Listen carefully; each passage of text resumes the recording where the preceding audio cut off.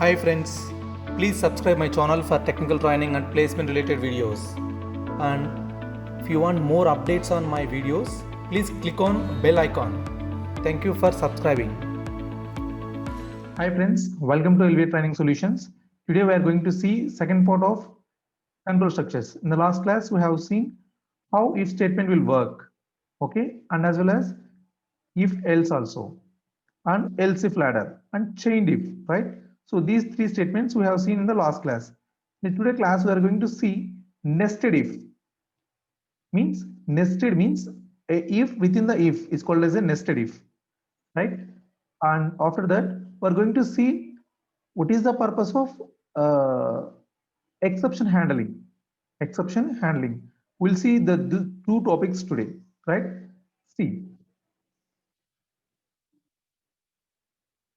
nested if condition. See, if you observe the nested if condition,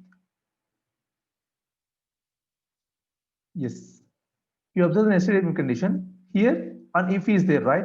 If the condition is true, the condition is true, it goes to here and it prints equal, right? Here what I'm going to do, I'm going to check the x and y both are equal or not. So what is the relation between the x and what is the relation between the y? I'm going to check the relation between the x and y, right? See, if x is equal to y, then condition true, both are equal. Else means there is a two options, x may be greater or y may be greater, right? So for that situation, see, if the x is equal to y is false. False means either x is true, x is greater or y is greater. So to check that condition, see, it comes to here and you are going to check the again x is greater than y. So x is less than y. If the condition is true, the condition is true. Simply y is this means y is greater, right? Otherwise y is greater, x is greater. So we are going to check this. Means if one condition is there, writing one condition inside another condition. One condition. So please note this. One condition. You're writing one condition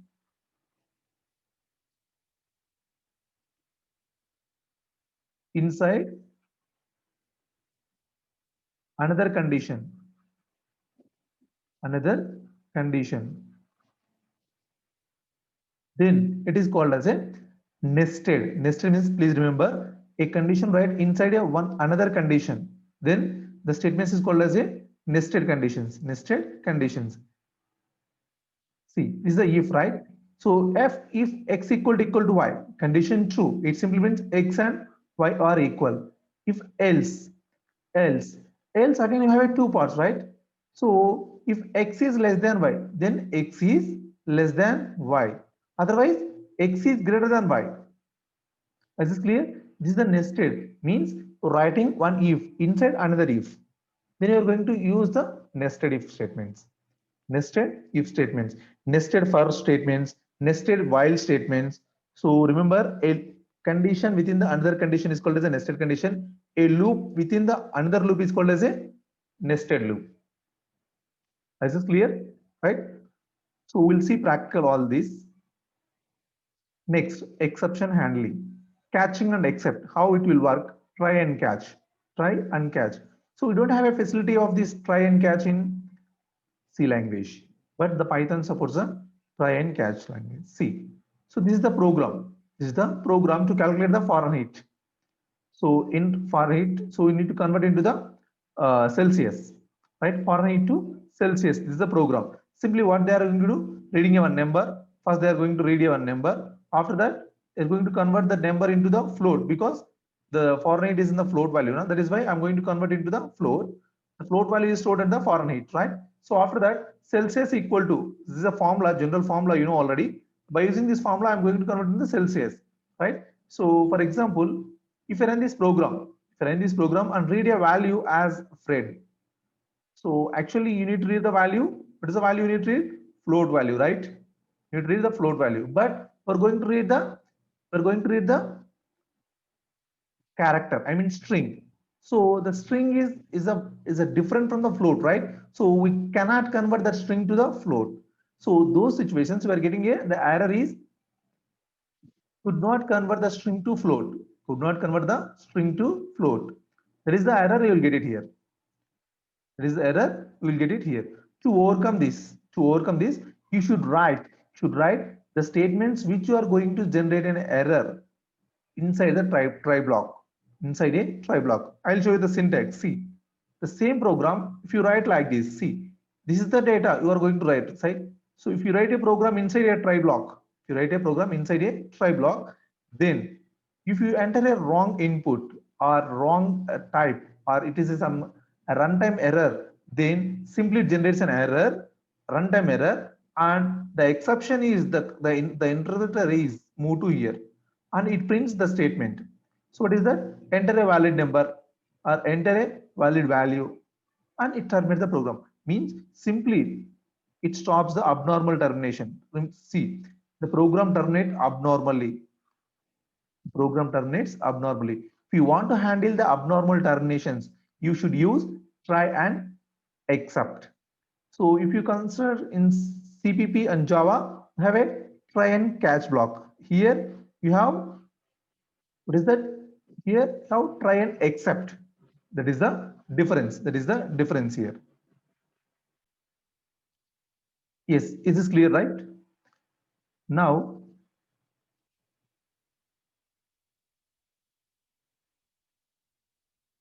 so if the generated error, it comes to here. See, if you execute the program, enter Fahrenheit temperature. I have given the input is Fred. Then the interpreter simply moves to the, means here the exception is generated. Simply it sends the exception to the except, and it prints a please enter valid number. Please enter valid number. Right? Is this clear? Is this clear? Okay, na? So whichever the naming values, all these can errors comes to here. Then see, next debugging. What kind of errors it was? See, what is it occurred? See, x equal to 5, y equal to 6. So what is the error you are getting here? See, here there is no space, right? Here the space is there. This is the invalid indentation. So indentation error, unexpected indentation. Unexpected indentation means we're getting a unexpected indentation, right? Next, update value. So you are doing the regular mistakes. See, what is the error here? Anyone can expect what is the error here? You didn't initialize the x value, right? So the naming error, value is not defined. Please note all these kinds of errors. So if you get an error, simply you just move and correct the error based on these simple programs. Please note down all these errors, and remember, value error means it is a value different. Value is different. But if you consider naming error means the variable is not defined. The variable is not defined. Value error, name error, and indentation, right? Have seen these three. Now it will work fine, right? Is this clear? Now we'll see the experiment.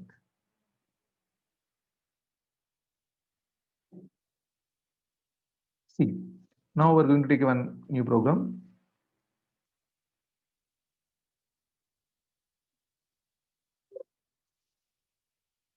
Yes. If you observe here, see, the first we are going to see the how nested if will work. How nested if will work. So nested means you write the one if inside the another if, right? One condition inside the another condition. Then it is called as a nested. So for that purpose, see, I have a two values, right? X equal to int of input, right? This is the first value. And next, I'm going to take the next value, int of input of second value. I have two values. Now I need to do what is the largest value of the given two values. So that is my task. So for that reason, first I'm going to check that x equal to y. Then what happens? If x is, so both are equal, right? If the condition is true, both are equal, right?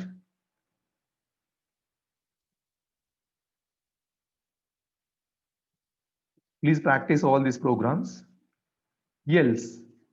Else means is a different. Means both are not equal. Now we need to check the which one is greater. Which one is greater? See. Print. Now we need to check the condition, right? If x is greater than y. X is greater than y. C. Print. So print x. So x will print, right? Otherwise, it will print y. Y. This is the program using nested if. Means a if within the if. A if condition within the another if condition. Then we call it as a nested if. See, one if within the if. This is the one if statement. I'm writing a one more if statement. One more if statement. Then it is called as a nested if. Nested if. Right? Is this clear?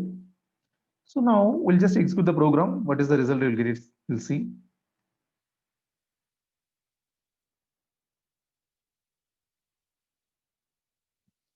It's asking the values, right? We need to enter the two values, 3 and 4. 4 is the output. Because 4 is the largest, right? For example, if you run this program and 4 and 4, sorry, 4 and 4, both are equal. Here I used nested if statement, a statement within the another statement. It is called as a nested if. Nested if, right? The same program, for example, the same program. If I run this program, see, if I enter high, it generates an error. The program terminated abnormally. The program was terminated abnormally. How we can handle this kind of situations? By using try and except. Try and except. Exceptions. Exceptions. Right? We'll see. So the statement, the program, you just put all this program, entire program into the try block. See, and simply put all this program inside the try block. Whenever the program generates an error, whenever the program generates an error, simply it comes to here. Print, print,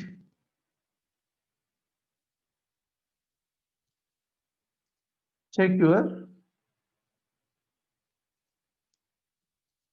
data. Check your data. See, if you run this program, for example, here I'm going to use high. Check your data. Check your input. Is it clear? How try and accept will work?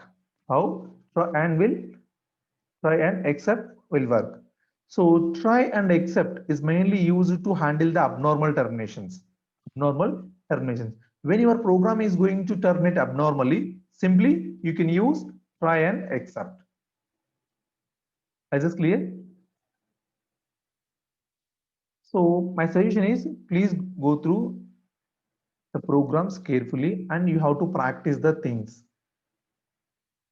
Okay, na? Then only you'll understand. Otherwise, it is impossible to understand. As well as,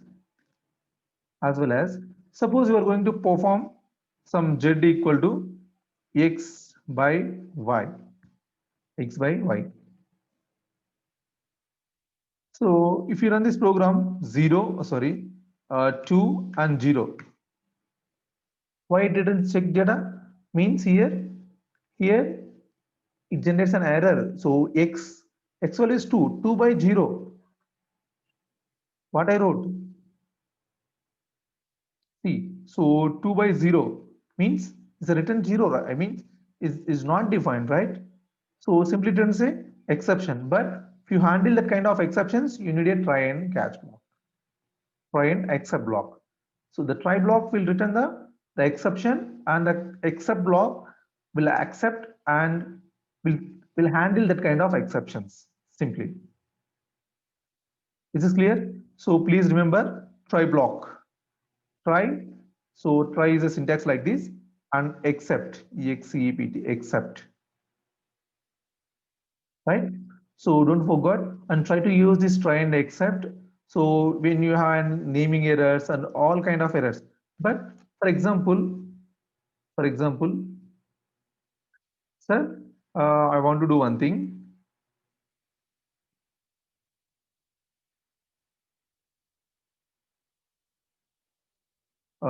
See,